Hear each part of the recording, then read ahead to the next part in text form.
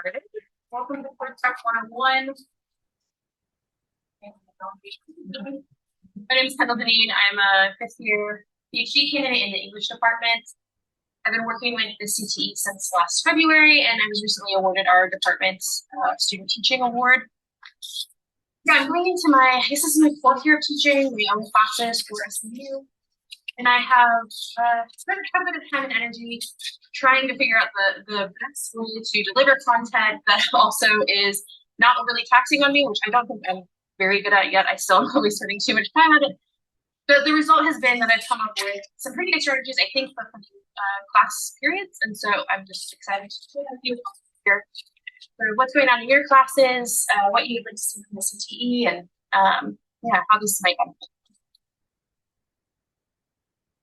So speaking of the CTE, the Center for Teaching Excellence supports faculty in improving teaching in so many ways, from course planning and course design to inclusive teaching strategies, consultations, observations, et cetera. If you're like me, hoping to go into a faculty position someday, I'm looking forward to working with the CTE on my campus.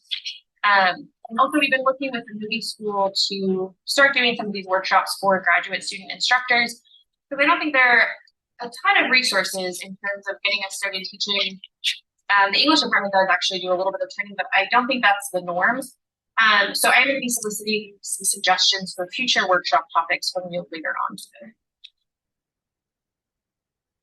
So I did my introduction. I'm sorry you all have mouthful of tortilla chips, but I'm going to ask you to introduce yourselves as well. If you could say your name, program you're in, sort of your teaching experience a little bit, and what you're hoping to get out of this workshop, that would be great. I'm going to pick on you, Moy, since I already know you. My name is Moises. I'm in third year PhD student in the English department. This is my second year teaching courses, 2012, 13, 13. And I'm ultimately looking to gain alternative outside insight into teaching students. I think that I'm much more comfortable than I was last year, that being my first year teaching, but I'm ready to kind of get other perspectives, teaching SMU students. So thank you. Hi, I'm Shay. I'm a postdoctoral fellow in the English department.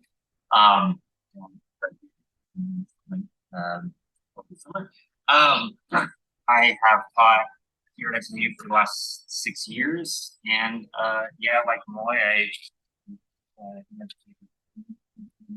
like another stuff.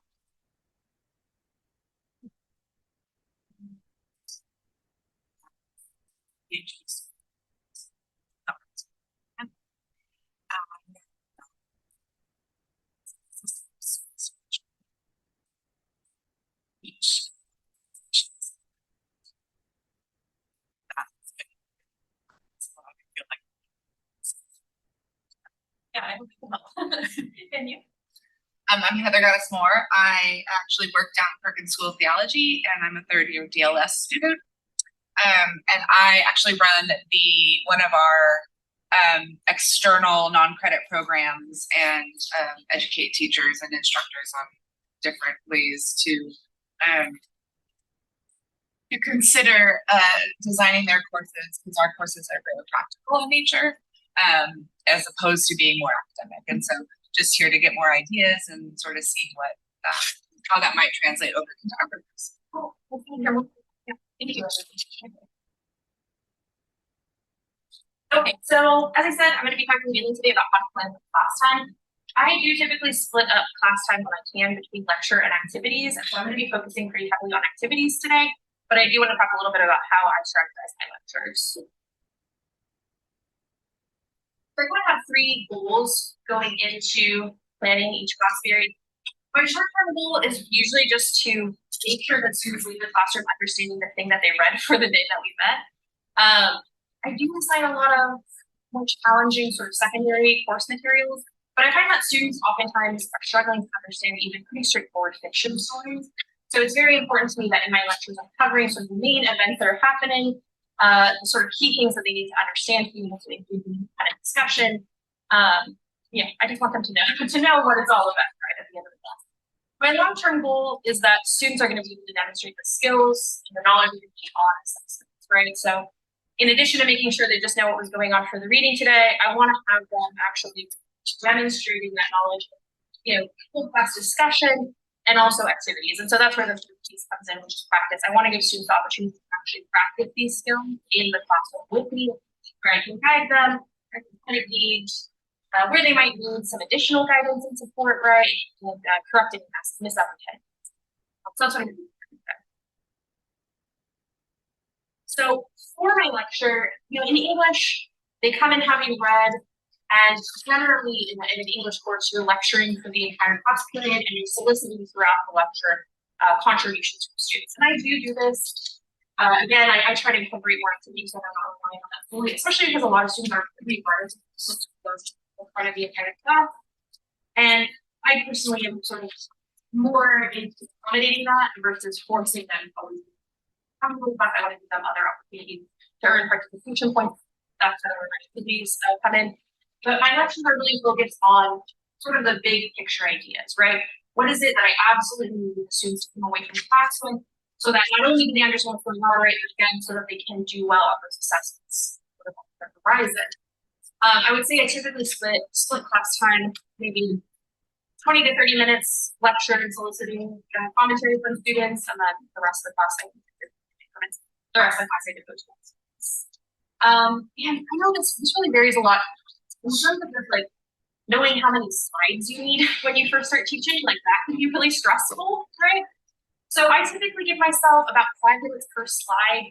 It really depends though on obviously the amount of content that you have to get through, but also your students, right? Because if I'm expecting students to be taking up some of that time with their commentary, and I have sort of a larger group than I anticipated, I'm going to get through a lot more material much more quickly. So I do typically also build myself a couple of extra slides that have points on them that I would really like to discuss, but they're not super crucial. If we don't get them, okay. If we do have time, it's not, it's not a waste of time. I'm not dismissing stuff early. It's just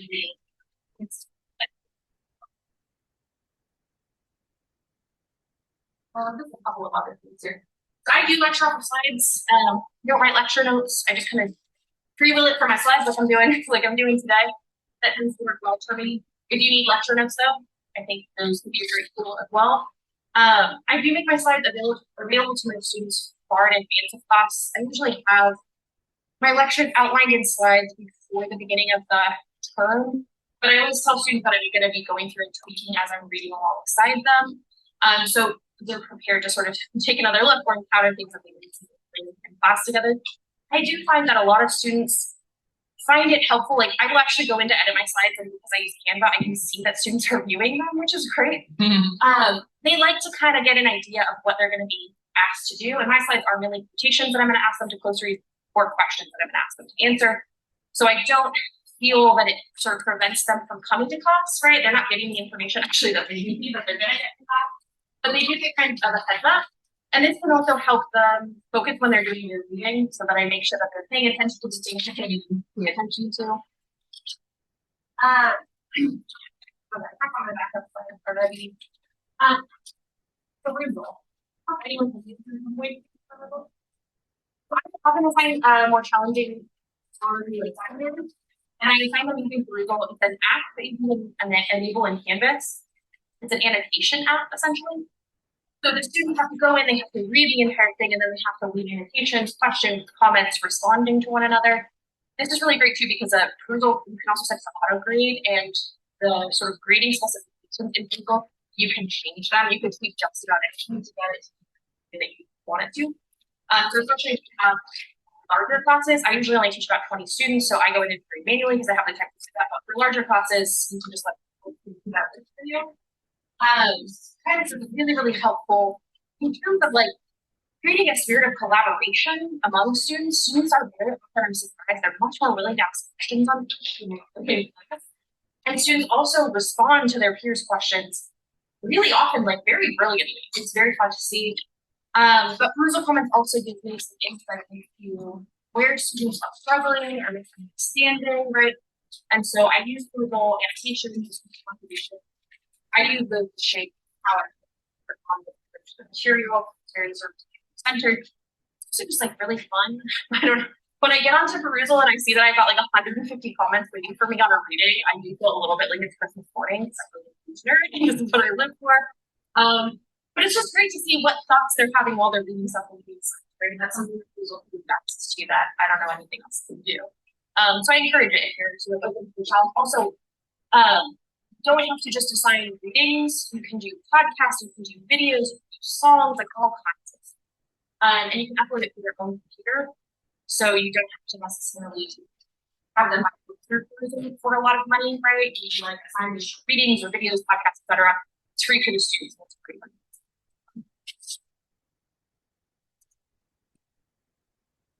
I try to do like one day a week. I think one day Friday is just lecture, but I try to do activities and stuff 2 days. I do a lot of different kinds of activities. Not all of them I think qualify as active learning. Like I wouldn't call it quiz learning, right? But that is an activity. But quite a few of the things I do, they do sort of fall under the umbrella of active learning. Working for the CTE, especially reading a lot of writing about inclusive teaching, I really learned a lot about how effective active learning can be at bridging those gaps in knowledge, really pushing I think all students forward, but especially closing those gaps that we sometimes see in our classes. Plus, it's just fun. I will also say, when you have students doing an activity, oftentimes you're in total control of how much time they have, right? As opposed to like where your lecture, where you feel like, maybe I don't have enough time to get to all of this. Maybe I'm running short. With an activity, you can give them, you've got 15 minutes left in class, take 10 minutes, and then we're gonna have that off for 5, right? So just having some activities sort of getting your back, it might mitigate some of your stress. And that you kind of have something up your sleeve that is effective for them, it's fun for them, that you kind of just slide it. So the different activities they do, these are some of them, for sure. Obviously, if you're watching one. I do competitive games a lot, so food life class, and quizzes, and I'll do workshops. Obviously, I'm teaching a lot of writing and assessing a lot of writing. So I do writing workshops before my major papers are due. I just devote a class period to it. I have the students bring in a draft, so they can't wait to the very last second to work on their papers. And I have them run through a series of exercises, usually with their peers, critique papers. I find that having students like give their peers suggestions and feedback on writing is actually so able to critique their own one. You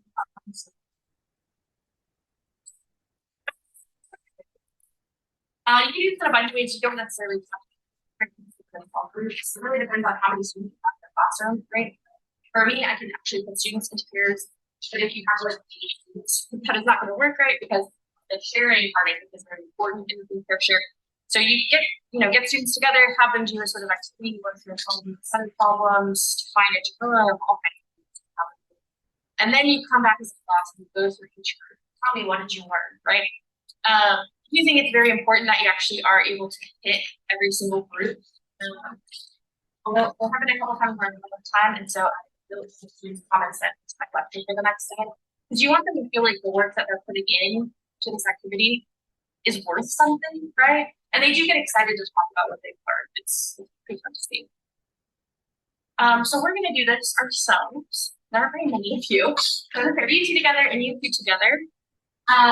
We'll take around 5 minutes to talk through, I don't know, a challenge or an anxiety or just something that you maybe would like to a shot or a skill you'd like to improve upon. Talk with each other about this problem and see if you have any insights. So we'll do 5 minutes just discussion, and then I'll just check with you all if we need a couple more minutes to do that, and then I'll hear from everybody what you sort of discovered in your conversations.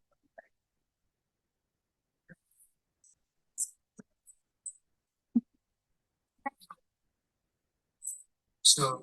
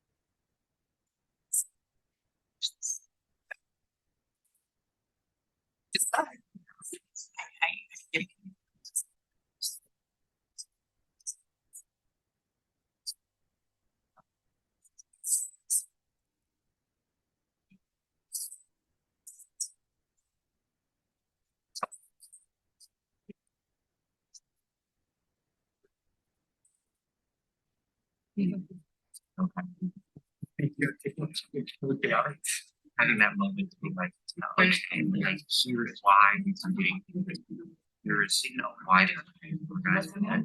Those are things really just see that you plant and I have one access. Yeah. It's like something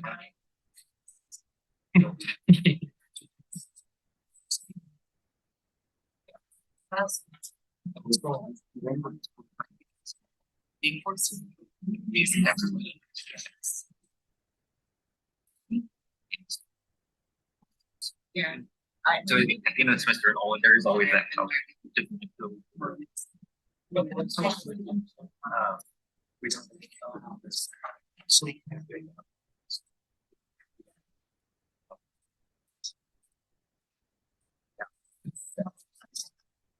Whereas because it is Recently, everything's yeah.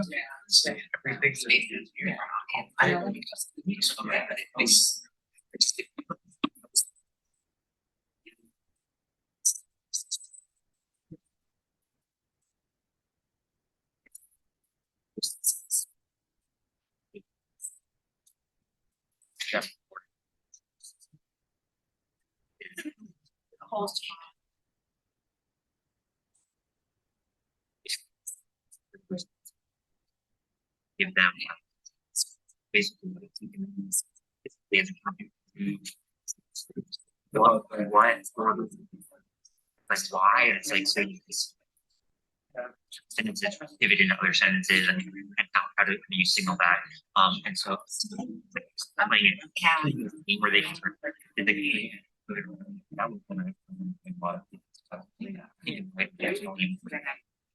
I didn't know. it is that it's more than a class, it's like a skills class. Like, I know. So it's interesting.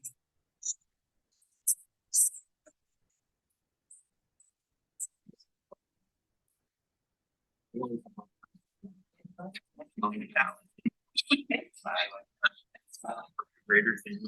They always give it. But then they're like, so you know what you know how to write here. You like know what you can recognize. Just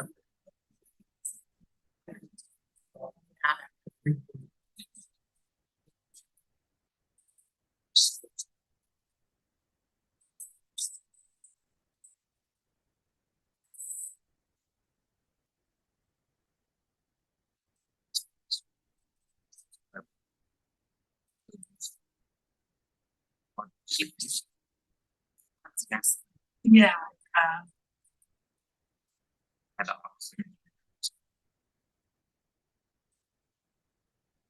So the way that the DLS programs.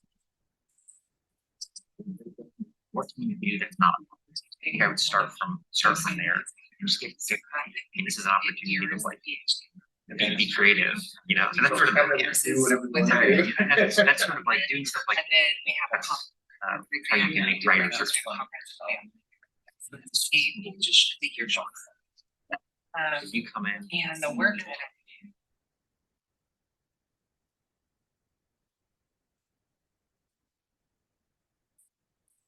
But with writer it's so difficult. And you can even with I did first. Okay,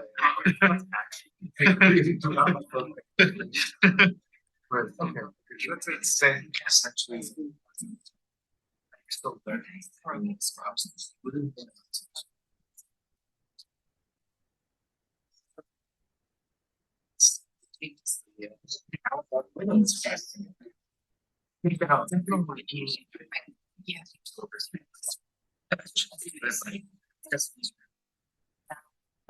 the worst. Some of the stuff we're colors I think to me it's yours.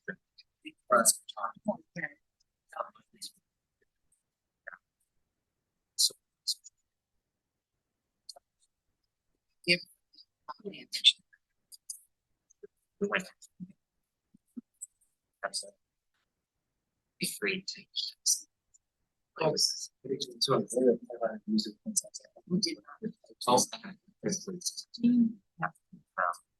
Yeah, Usually, they started doing it, and I tried it, and every time I did it, I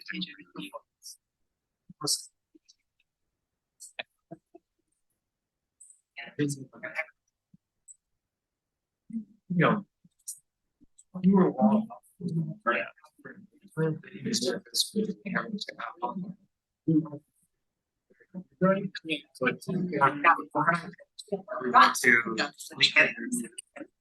not. This sounds great. Yeah, this is the results have gotten been great. It is so much fun. You log on and it's like it's 90 comments and you get to go through and read all these different. Yeah. Closest. Heather, just start with you talk about. We talk about that our experience is especially in non-traditional settings.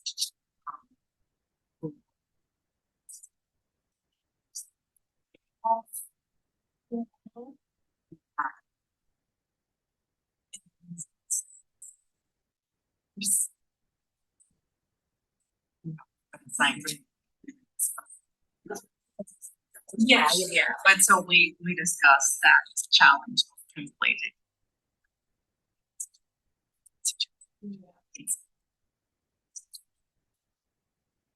Wanted to add first. Yeah, I mean, I think that's basically what we talked about. I think the only thing I'd add is just, I was talking about earlier that it's sort of an interesting manifestation of imposter syndrome. Like, because we don't teach in traditional settings, we don't know what we're doing, or we don't have what we need to do, right? And so just kind of reworking our brain and understanding that what we're doing is teaching.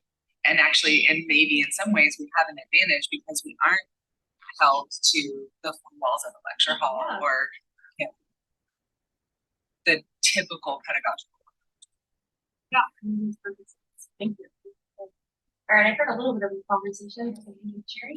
Yeah, it was more of a discussion, whether or not we ever roll into the syllabus and software, the applications of what's on Canvas, because personally, I'm so new.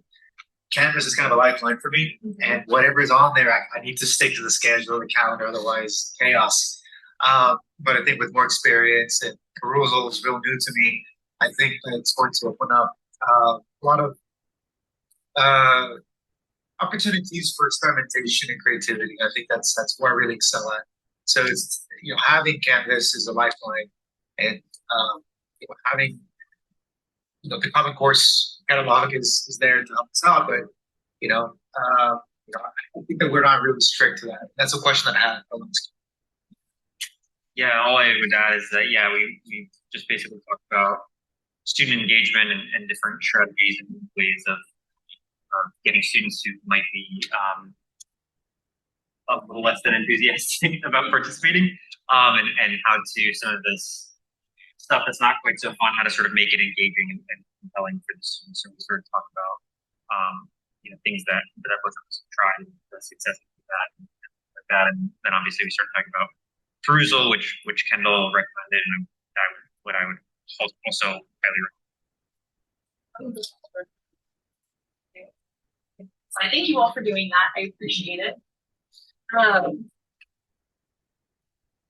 Yeah, so games. This is one of the ways that I've tried to make things that are maybe not so fun. I mean, teaching writer started for the first 3 years. And I don't know, what is a paragraph, what is a topic sentence? These are not sexy topics, right? They're not that interesting on their face. But students love them all the time. Maybe I should encourage that, but occasionally I do. So I've used games I made a competition. I just did slides for identifying the parts of quotation embedding, right? Like how you're sandwiching that quote in. Again, nothing sort of inherently fun about that, but the students getting to compete, getting to, read a quote together and figure out this part of this, this part of this, this part of this, and sort of racing each other. It was a blast. It was so much fun. So I would say that almost anything you want to get them to this is like a good candidate for gamification. You just have to get a little creative about your approach. I also do trivia games, so like I'm doing trivia for my midterm review this semester, which I think is going to be super fun. They don't win anything; we just will hopefully do better on the midterm, which I think is reward enough. Although I have brought some stickers and candy before, which I worried they would find infantilized. No, it turns out everyone loves stickers. It's even about even Grown ass adults. Right. I love stickers. They're not. Yes. Yeah, I'm actually identifying trivia. I had some other ideas too, which I'll walk you through here in a minute. Polls and quizzes. This one's fun. I just started using Poll Everywhere, which if you have, I have a free account through Poll Everywhere. You can have a free account if you that will accept 25 responses. So if you have 25 or fewer students, you can do a free account. I know that our academic technology team, they have gotten Poll Everywhere accounts from faculty. I'm not sure if those are available to grad students. That's definitely something I could check out. But if you have a smaller class, you don't have to worry about it. So I do polls for all kinds of things. Sometimes I will have students free, and Poll Everywhere is great because it's not just polling. You can do Q&A, you can do weighted answers.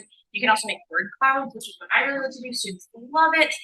So just asking a student like, what word would you use to describe this weird short story that we read, right? And then they all get to participate in the word cloud, and you get to see how did it sort of impact them. Did anyone see it was confusing? Probably, so that you know you got to sort of dig in and do that that sort of clarifying work. But it, you know, this again, I wouldn't say is like necessarily active learning, but it is something that is getting students engaged in the class and also giving an insight into where they're at, right, with the material, and that is really valuable. And it takes like an energy. We're actually very trying to do. I should say quizzes. I use pop quizzes to take attendance, so this is my way of getting them to come to class.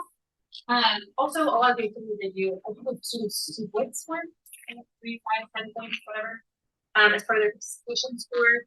I think this helps even things out for students who really are reluctant and very uncomfortable to speak up in class. You might have your own philosophy about that, and it's really valid. But for me personally, it's just not worth making them feel like they're being raked over the coals. You know, I don't want anyone to feel my class up all the time. So doing some things like this and throwing students some points for their participation category, like that can be really helpful. And it also just helps them not feel like they're shot in the foot, right? When they first read your syllabus, they see participation as a big thing. They might be feeling very anxious and worried, right? They can wanting to get up already, and then I say, oh, but you can get points for perusal and for quizzes and for X, Y, and Z, right? That helps. So we're gonna try Poll Everywhere. You're gonna pull through there. Hopefully this QR code works. Give it a shot.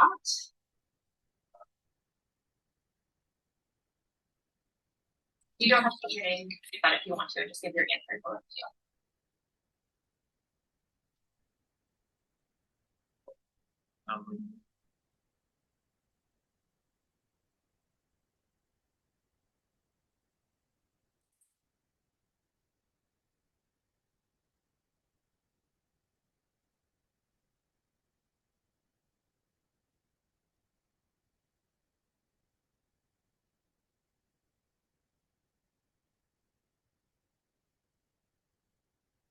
Should have had this pulled up. 1 minute. I'll have your poll results.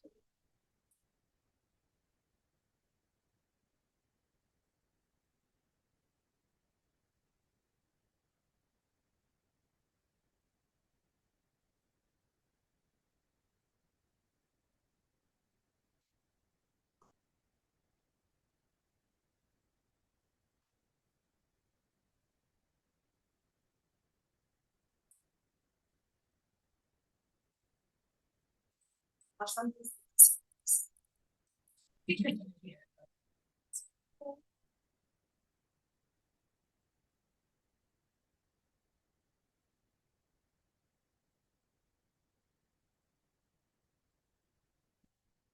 well, don't be like me. I am gonna log into it at home now. I'm gonna use the responses. I'm so sorry. We'll use the responses, but if you could see, it generates a word cloud, so then students can actually see like how many people share their sort of engagement or thinking about something. Very fun for them. Like I said, I just started using this.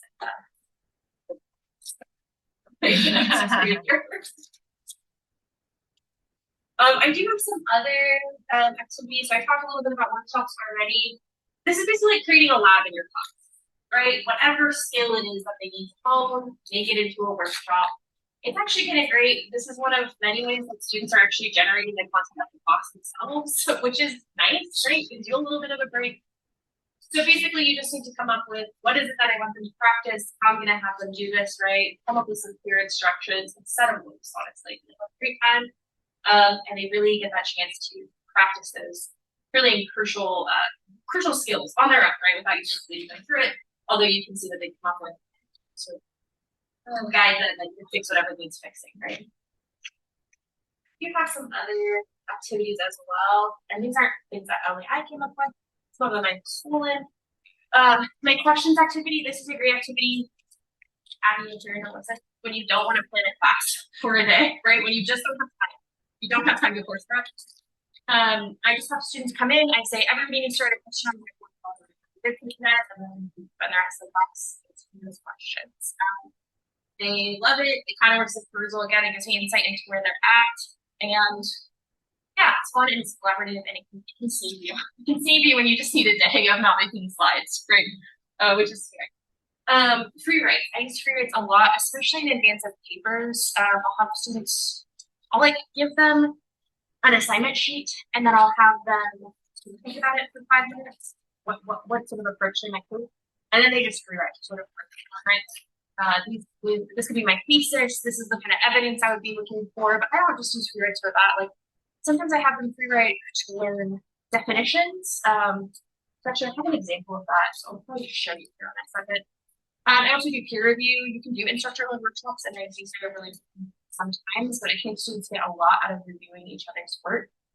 And I always kind of specify to them, like, it's very easy to be very clear with common mistakes in other people's work, but we tend not to do that with ourselves, which maybe is good for our mental health at the end of the day.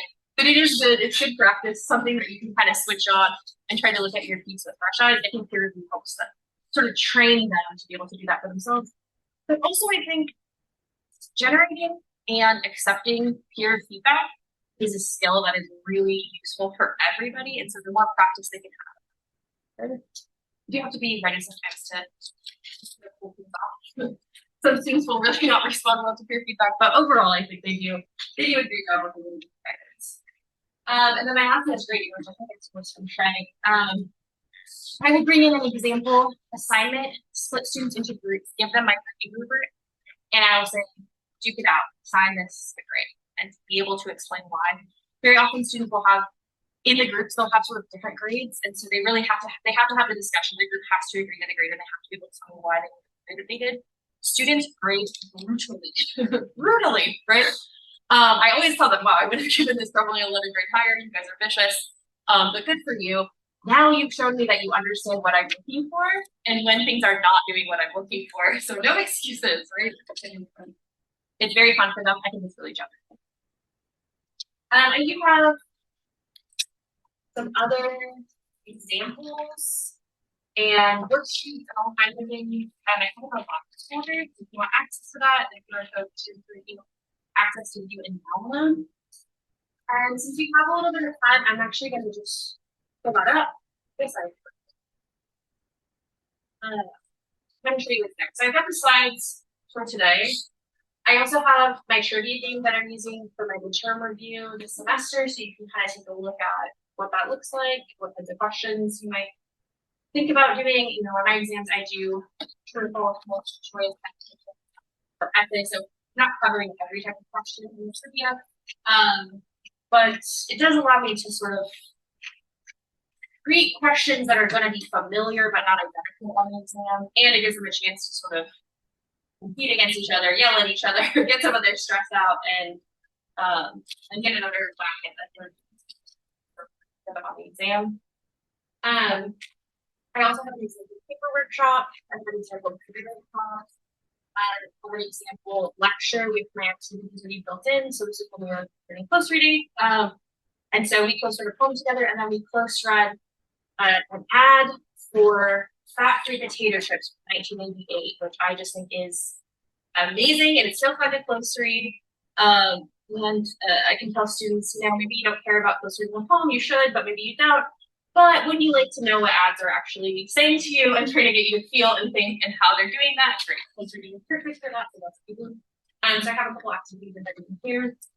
I also have a little more detail about the additional activities that I just talked about, but I also have strategies for increasing participation, which I know something that Shay and Moy were talking about. Reporting is a good idea. Free writing can also help them think their share, obviously.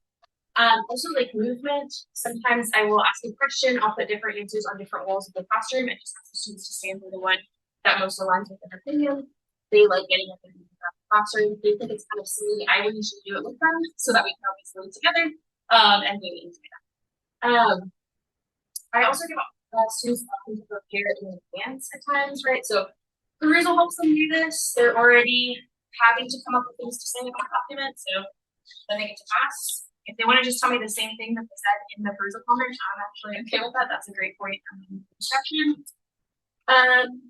Also, like giving them my slides ahead of time, I think helps with that as well. I don't think there's anything wrong with students preparing comments ahead of time. They don't need to be put on the spot, and if it makes it easier for them to join discussion, I'm all for it. Student-led discussions, I've done this before, students introduce. She says it like he calls it like dictating the professor, right? Pretend to be me. What would I do, right? Pick a point in the text that you think is interesting and guide us through it the way that I would do for you. And then creative responses. I've done this quite a bit actually. Had students draw things or act out things or choose a song that you think like the soundtrack to this concept, that we're learning about, whatever it is. Especially when we're working in groups. This is something that's fun to them. It just doesn't seem as intimidating as just saying a sentence, in class. Although they are having to go out on a limb, I think, in a way that they're not having to chatting. But it's sort of it's fun to see what they come up with, and I think it builds a little bit of camaraderie because there is a level of vulnerability and silliness to one of these that do tend to sort of bring us together as a group. Okay, so just to kind of double back on these goals, like I was saying, my short-term goal is that students are going to leave the class with understanding of whatever they did to prepare for class that day. My long-term goal is that I'm going to be able to apply methods, chemistry knowledge, and assessments, and in order to do that, I want them to activities. We have time, so I would love to open it up for discussion or questions. And I also wanted to give you my email address because I'm by no means like perfect at this thing, and I would love to hear if you try anything, how it works out, if there was something that I didn't touch on, or something that just doesn't translate really obviously to the field. Like that's something I would be down to kind of work through. And I'd love to just hear what's going on in your classrooms and if this was helpful at all, or if I could make it more helpful. Do you have a comment about the web where I'm pretty sure that if you're teaching a class, you can request an account everywhere that gives you more access to like beyond 25 students and the full access to the app. You just have to submit a ticket for the SMU purpose. So it'll be contingent on you having the SMU email address, but I'm sure that he'll give you an account if you say that you're teaching a course, they'll be able to tell. I generally do not have a problem getting access to things, even though most of the time we're teaching non-academic students. I usually can make the argument and get access to it. So I feel like as long as you can communicate the need, they'll do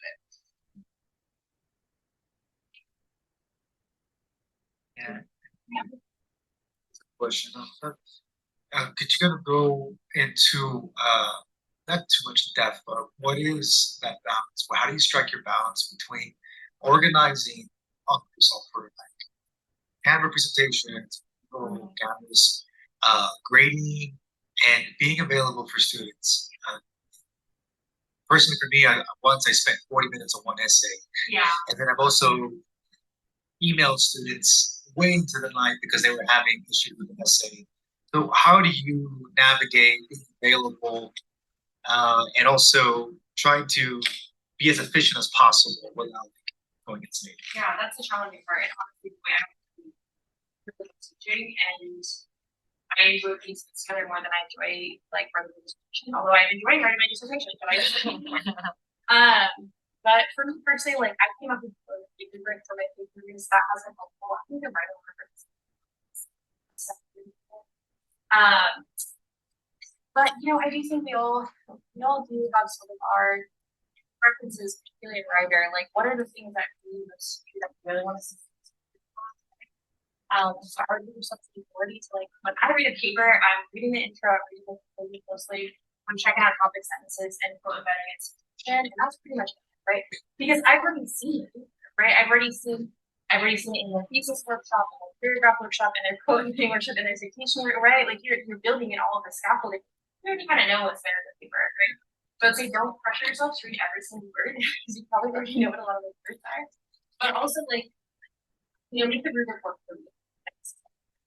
Like your particular skill that you really focus on, you really want to use in the essay, that was really important.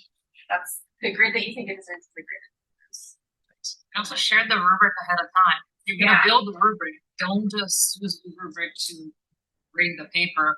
Give it ahead of time for the students so they see exactly what you want to be assessing as you're going through the paper.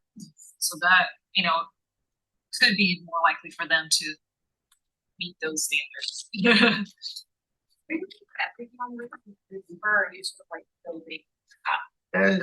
Well, last year was when I read too closely to the paper. It's like spending so much time this semester. I think I found my groove a little bit, but still trying to accommodate for what's on the schedule, you know, is taking time.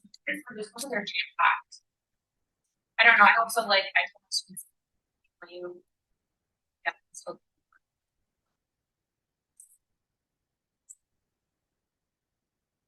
much like if students are not coming to workshops, then they're not getting their feedback. I don't have to get you to email your paper and look at it, and then you fix one thing and you send it back and ask me what grade you think I think I'm having to give it, right, and all that stuff. Like, it's okay to have the students put in the effort to get the Yes, boundaries matter. boundaries do matter, and they're so hard for your person. One of the professors that I had for a couple classes in the DLS was very upfront at the beginning of the semester and said, I'm not going to give you feedback on everything you turn into me. If you want feedback, let me know and I'll give it to you. Yeah. The only assignment I'm going to give you written feedback on is, and she said exactly which assignment it was. And so nobody, I mean, I'm sure there were people who were pestering her all the time, but for me and for my closer friends that are in my cohort, we were like, this is so helpful to not think, oh my gosh, you didn't say anything, it's awful. Yeah. Or now, of course, if I had gotten a C or even a B, probably I would have been like, maybe not a B, because if it was a B, I would have been like, yeah, that's probably what I'm going to say. But that's what I get for writing it yesterday. No, but I think that those types of things are really important of just, you know, giving the rubric and being really upfront about what your boundaries are and what works and doesn't work. Because I just think, you know, my husband teaches theology classes all the time, and then as he's grading, he's like, why did I assign all this stuff? Like, I have to read all these discussion posts. I have to do all, and so, you know. And it's something to consider, right? Like, as you are designing your class, not the amount of work that you're giving to the students, but the amount of work it's going to take you to provide feedback, because you just don't want to give busy work and busy yourself up, you know? So I cut papers from my term and I do a podcast instead. Yeah. Way more fun to listen to, way more fun to grade, easier for the students, honestly, and still building those essential skills, right? They still have to engage with the material, they still have to generate ideas, arguments, and communicate them clearly. And so why do I have to read another paper, you know? Obviously, I still read some papers. It's an English class, I have to have some papers. Does every assessment need to be a paper? No, I don't think so. Well, and when you look at it as a whole, at one point in time, he said, the course that he taught was covering 9 subtopics over the weeks. And each week the students had to write 200 words, 200 to, maybe it was 250 to 500 words on whatever the readings were. And then he originally, when he was first planning, it was like, I'm gonna respond at least 150 words to each student. But then when he started to do the math, he was like, I should just write a book. What am I doing? Right? Like he was like, this is crazy. Like you wouldn't assign a 15-page paper. Right. So so it's just that kind of thing of looking at what the whole looks like before you dive into these little seemingly like 200 words, no problem. We can do that in our sleep now, right? But it will take as much time as it can. You know what I mean? Like it'll just take up all the time that you have. One of the things that helped me actually was I used to give feedback on the papers themselves, but now I just give myself a couple of lines on the bottom of the rubric to just like wrap up, right? And it's taking me from maybe 20 minutes of paper to like 4 or 5 minutes of paper, which that is ideal for me when you're looking at like a 3 or 4 page paper. I really don't need to spend 20 minutes. You know what I mean? So yeah, preventing myself from giving this much feedback is. That's also why I do workshops. Because they get the feedback there. You're not done with paper again. Do you give any guidelines when you do a peer review? Yes. Do you say this is how you do this? Yes. Usually like I will model it for them, but also I give them written instructions that clarify like these are helpful comments, these are not helpful comments. This is like the spirit kind of way. This is like that's right, which is not to make somebody else feel like shit. It's to like help them, right? In the way that you would want to be helped. I will say I've only ever had one student who was really combative with peer review. And they were so combative about everything in the class. And so it was actually pretty easy for the students to kind of let the comments roll off their back. But also like I am not afraid to, if a student says something in the peer review, to be like, well, actually, let's like think about this again, because they could be saying like, I could read it like this way, right? So maybe we need to clarify what the point of the sentence is, but actually maybe your reading of it is not the only way that it can be read, the only way that it can be interpreted, whatever.